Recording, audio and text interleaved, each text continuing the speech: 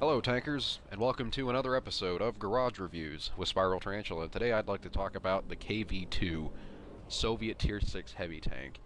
This tank is very unique. It is a very unique tank.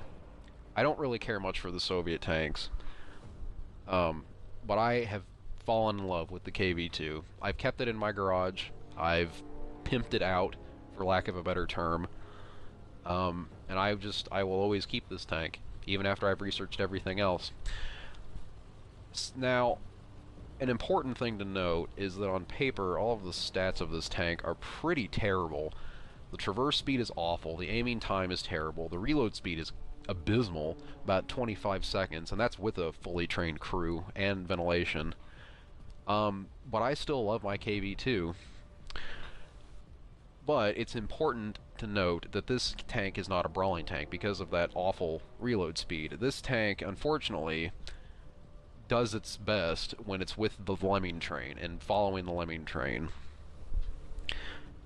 I say that because this tank does a lot better in supporting other players than going out on its own. Now, what makes this tank so unique is its gun. Now, one of the upgrades to max this tank out is the 152mm M10, which is what I use. And as you can see, the damage output is absolutely incredible on this thing. For all intents and purposes, it's mobile artillery. The second upgrade is the 107mm Zis. I don't use this gun, and I will show you why in just a moment. The other Tier 6 heavy tank is the T150. And as you see me scroll down to the final upgrade, you'll notice, it is the 107mm Zis.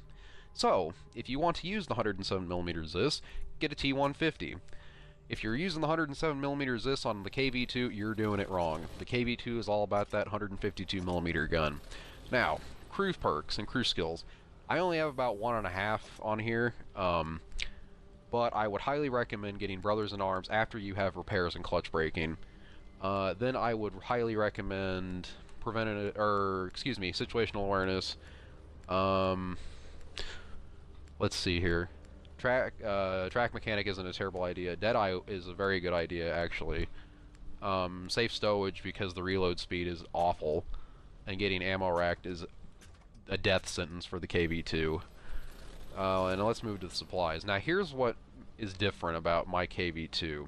I have only put high explosives in this tank, and you are probably wondering as to why. Well, high explosives have a larger splash radius than the other ammunition types, and you don't have to penetrate to do damage. And as we've seen, the average damage of the high explosives is around 900 damage. So you will always do damage if you hit your target with the KV-2. And if you use armor piercers and you bounce, you will do a whopping 0 damage.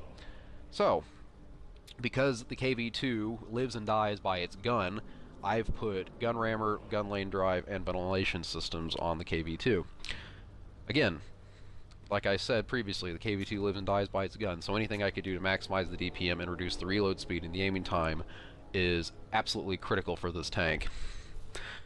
Weaknesses, besides the fact that it is an absolutely massive target on the front, the below the turret or the machine gun port, that's a spot to get hit normally.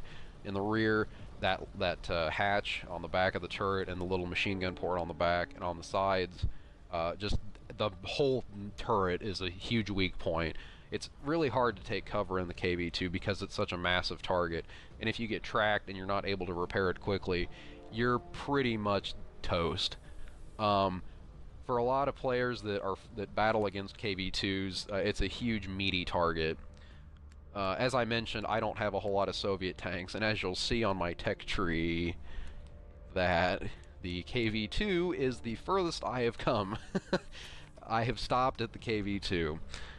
I'm sure I will go further along the Soviet line, but as of now, I've focused a lot more heavily on my German tanks, but the KV-2, she is my little red-headed stepchild of my garage. Succubus, I've named her. Summing things up, I would recommend the KV-2 to players that want to go around and just have a blast, literally, in a Tier 6 match. KV-2s also do very well in platoons, so get with your buddies, get some KV-2s, and get rolling out there on that battlefield and raise some hell. Anyway, folks, that'll about wrap it up. Take care.